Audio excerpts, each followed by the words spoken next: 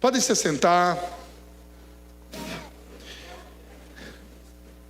É com alegria. Às vezes os outros falam assim: obrigado, Alcides. Se puder levar, por favor. Às vezes os outros falam assim: mas você não se importa de pregar toda quarta e todo domingo? E eu digo todas as vezes que não. Graças a Deus, é um privilégio falar de Jesus para vocês. Porque antes de falar para vocês, Ele fala para mim. Amém? Ele fala comigo, na verdade. E isso para mim é gratificante. Abra sua Bíblia no primeiro livro de Samuel, capítulo 18.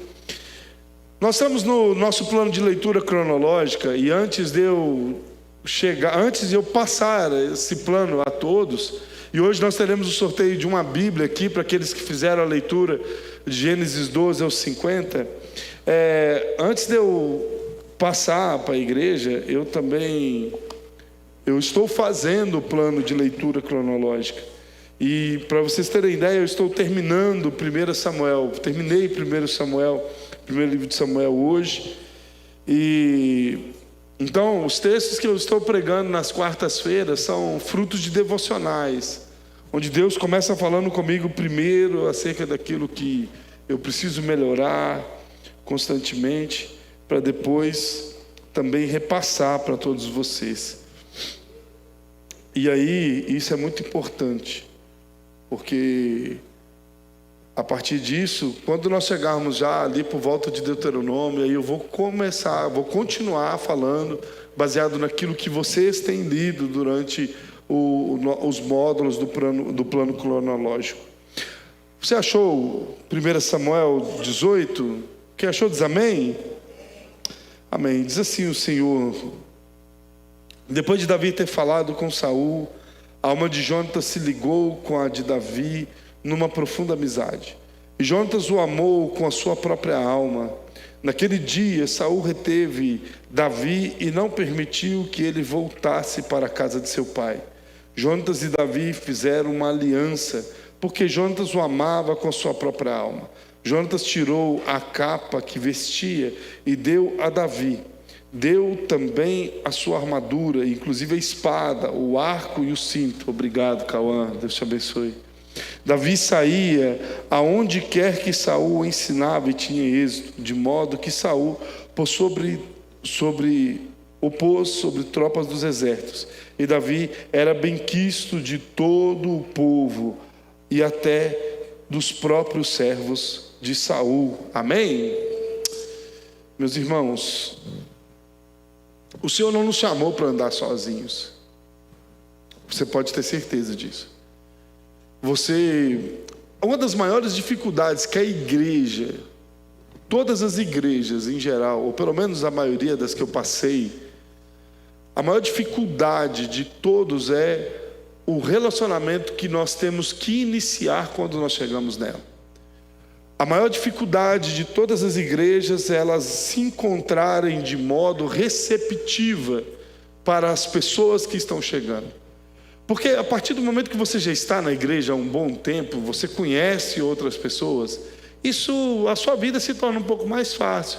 Porque você vai fazendo amigos, você vai se relacionando com pessoas, você vai conhecendo outras pessoas. Mas a partir do momento que você chega, quando você chega a primeira vez, sempre é muito difícil. Você está fora e ter que entrar, isso é sim um desafio para todo pastor, viabilizar isso. E confesso a vocês que há muitos anos eu tenho tentado fazer com que a igreja seja o mais receptível possível, através de várias formas. Por quê? Todas as pessoas, elas precisam encontrar outras pessoas para ela caminhar. Eu sempre dizia isso para os jovens que eu pastoreei, que se você quer firmar nos caminhos do Senhor, se você quer andar com Jesus, existem duas máximas para a sua caminhada. A primeira delas, e a principal delas, é que você precisa se relacionar com Deus. Nesse propósito de amizade, seu melhor amigo tem que ser Deus, tem que ser Jesus. Você precisa ter um relacionamento íntimo com Ele. E esse relacionamento íntimo se dá quando você entende essa palavra relacionamento. Que relacionar é você conversar com alguém, mas você também ouvir o que ele tem a dizer. O problema se dá que, às vezes, nós nem conversamos com Deus e nem o ouvimos. Às vezes, falamos demais com Ele, mas não temos paciência de o esperar falar conosco e nós darmos ouvidos àquilo que Ele está nos dizendo. Ou então, nós ouvimos demais a Deus, mas não falamos com Ele. O relacionamento, seja de pai e filho, ou de marido e mulher, ele só vai ser extremamente bem alicerçado se houver um relacionamento onde os dois, muito mais além, inclusive, do que o sexo, é o diálogo entre o casal. Então, na nossa vida dentro da igreja, começa com esse propósito. Nós nos relacionarmos com Deus. Esse é o principal ponto que você precisa entender.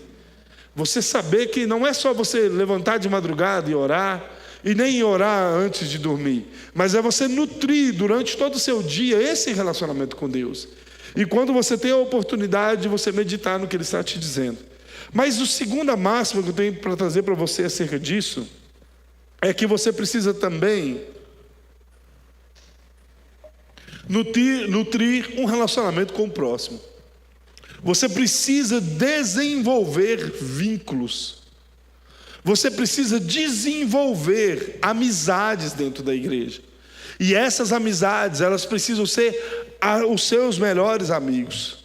Aqui na casa do Senhor, se você quer permanecer fiel ao Senhor, você precisa fazer das pessoas daqui, indiferente de como elas sejam, seus amigos.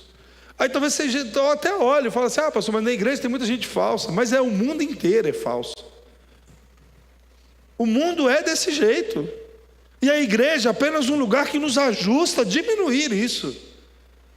Mas a igreja é cheia de gente fofoqueira. No mundo é desse jeito. A igreja só combate isso. Então, o melhor lugar para você estar é aqui.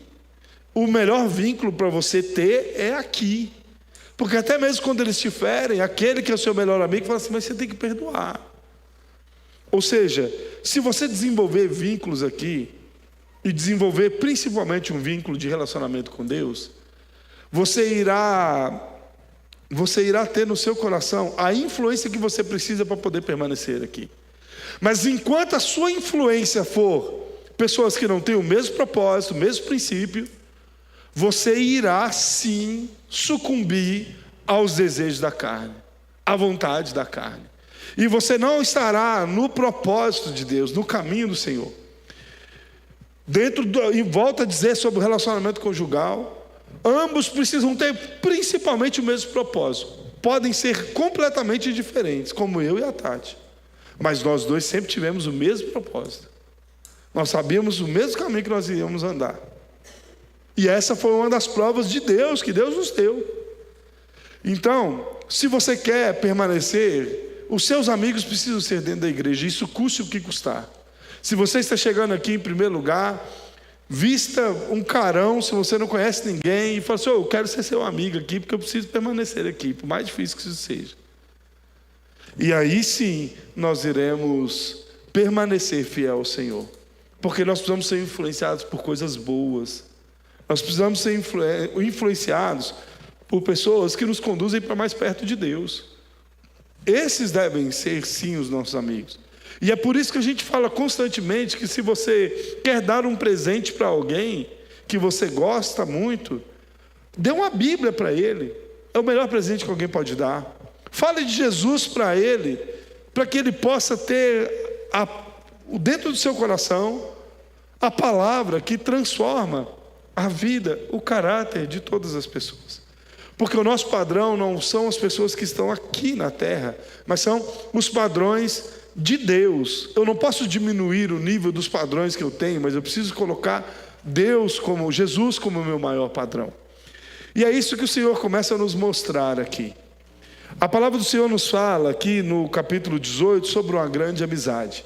Mas antes de nós entrarmos nessa ideia da amizade entre Jonatas e Davi, nós vamos entender um pouco do contexto dessa amizade. Jonatas era filho do rei. aquele que seria o sucessor do trono de Saul. Diante disso, Davi era apenas um jovem que cuidava do rebanho do seu pai. Ali, dentro dessa história que nós acabamos de ver, nós vemos que Davi nutria um relacionamento profundo com Deus. Porque quando ele vai para enfrentar o gigante Golias, ele antes chega para Saul, que era o rei daquela época de Israel, e diz a ele, assim, olha, não se preocupe, eu vou em nome do Deus dos exércitos. Eu já enfrentei leões e enfrentei ursos, e isso não era uma metáfora. Davi literalmente venceu leões e ursos para fazer de forma bem feita aquilo que seu pai havia designado. Mas como que ele poderia ter vencido? Pela força do braço dele? Você consegue imaginar alguém sozinho no meio de um lugar deserto, lutando frente a frente com um leão ou com um urso? Talvez você possa pensar que isso não é verdade, mas Deus, por sua palavra, nos mostra que isso sim é verdade. Se ele foi capaz de abrir o mar vermelho, o que vale um urso ou um leão diante dele? Se o Senhor quer dar o livramento, ele tem condições de fazer com que isso aconteça. Então, Davi vence isso e chega diante de Saul e diz, eu vou lutar contra esse incircunciso. E ali naquele momento, em vez de usar as armaduras de Saul, ele é autêntico, pega aquilo que era sua arma, que eram 5 pedras, coloca na funda e arremessa aquela pedra diante de Golias. Ali não tem nada de uma vitória de Davi. Ali não foi simplesmente Davi que derrotou o gigante. Até porque Davi, se você ler o início do capítulo 17, uma das primeiras perguntas que Davi faz é, qual é o prêmio para quem vencer esse homem? E eles falam assim, a família será livre de todos os impostos, quem vencer, irá casar-se com uma das filhas do rei. Imagina o benefício que ele estava ganhando, aquele que antes era renegado pelo seu pai, ele simplesmente agora tinha a oportunidade de se tornar um príncipe dentro de Israel, porque ele iria casar com uma princesa. Ele não iria mais pagar impostos durante todo o tempo. Imagina você hoje, o presidente chegar para você, se você conseguir resolver essa situação, a carga tributária que está sobre a sua vida, já imaginou, Cleiton? Não tem mais. Você não vai pagar mais imposto. A partir de hoje, a sua família não pagará mais. Davi se enche de esperança, da confiança que tinha com Deus, e simplesmente deixou Deus fazer aquilo que era designado a fazer. O gigante tomba, Davi corta o pescoço daquele gigante, e aqui começa uma amizade. Diante da vitória que Davi consegue diante de Golias, mesmo sendo tão novo, a palavra do Senhor nos diz que ali existia um grande entusiasmo de todo o exército de Israel, e não somente do exército de Israel, mas também ali do príncipe do trono, que era Jonatas. E a Bíblia diz que, depois de Davi ter falado com Saul, a alma de Jonatas se ligou com a de Davi numa profunda amizade, e Jonatas o amou com a sua própria alma. Ou seja, a amizade de Jonatas se dá inicialmente pelo fato dele ter visto o que Deus havia feito sobre a vida de Davi, no livramento que Deus havia dado através da vida de Davi. Ali não estava em jogo somente a luta contra Golias, mas ali estava em xeque todo o trono de Israel. Ali eles seriam escravos dos filisteus por muitos anos, porque provavelmente eles perderiam aquela batalha se alguém não vencesse aquele homem. Então, a Bíblia nos diz que simplesmente depois de ter falado com Saul, a alma de Jonatas se liga com a alma de Davi em uma profunda amizade. Meus irmãos, você precisa entender que aqui dentro da igreja você precisa encontrar pessoas onde você estará ligado em lealdade com ela.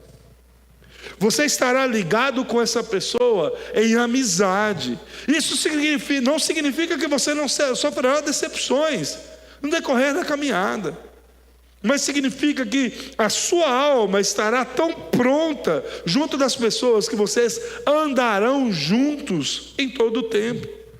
que vocês terão a oportunidade de desfrutar aquilo que é o melhor da vida, que é uma vida com Deus, junto de pessoas que também vão para o mesmo caminho que você, que têm os mesmos objetivos que você, que têm os mesmos propósitos que você. O que é certo é que existe dentro de nós uma natureza que sempre vai nos fazer tendenciosos para aquilo que é errado. Se nós não tivermos uma vigilância sobre com quem nós nos relacionamos, nós deixaremos de nos relacionar com Deus para nos relacionar com quem não está nos conduzindo para o caminho certo. E eu quero agravar mais uma vez, um pouco mais essa fala, melhor dizendo a você que Deus não nos chamou a sair do mundo. Você sim tem que ter relacionamento com as pessoas que você trabalha que não são cristãs. Você sim tem que ter relacionamento com seus familiares que não são cristãos. Você tem que ter relacionamento com seus amigos que não são cristãos. Porque Deus te levantou para que você confie nele, a ponto de você entender que ele te sustenta e você será uma influência para eles e eles não serão uma influência para você. Porque você já está sendo influenciado por outras pessoas. Por pessoas que estão aqui em oração com você, caminhando junto com você.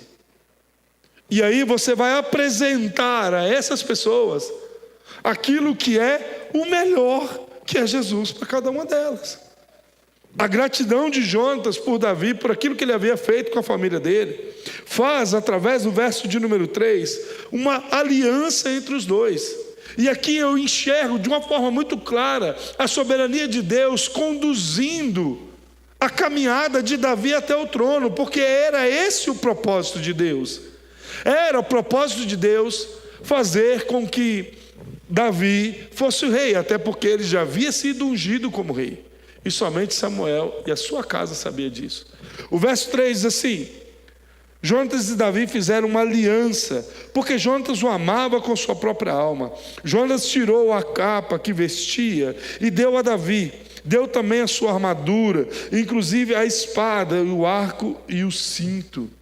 Jonatas pegou toda aquilo que, a sua patente diante do exército, as suas insígnias, acho que é essa a palavra mesmo, e passa para Davi, demonstrando a ele aquilo que era o propósito dele para com Davi. E essa amizade, ela não termina nesse ato aqui que nós acabamos de ver. Nas vezes que Saul estava sendo injusto em perseguição com Davi, Jonatas se posiciona a favor de Davi a ponto de quase ser morto. Porque quando nós encontramos amigos leais, eles estão ali dispostos a lutar pela verdade que a nossa vida está vivendo. Pela verdade que existe dentro de nós. Por mais que o mundo enxergue a injustiça, ou diga que nós estamos sendo errados, existe pessoas que irão olhar para você e saber da verdade que existe em você. E elas estarão do seu lado. E mesmo se você tiver tido qualquer tipo de erro, elas continuarão do seu lado. Porque é o propósito de quando um cai, o outro ajuda a levantar.